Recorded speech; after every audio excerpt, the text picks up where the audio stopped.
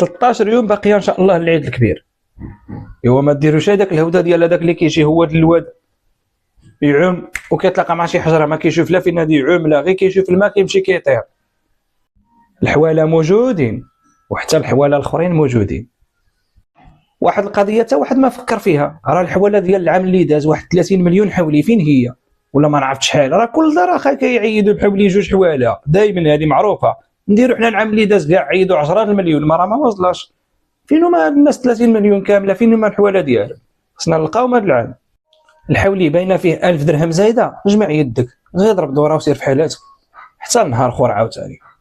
راه الحواله موجودين هذا العام وما غاديش يتقطعوا، كلشي غادي يعيد وكلشي غادي يشيط مورا هذا العام.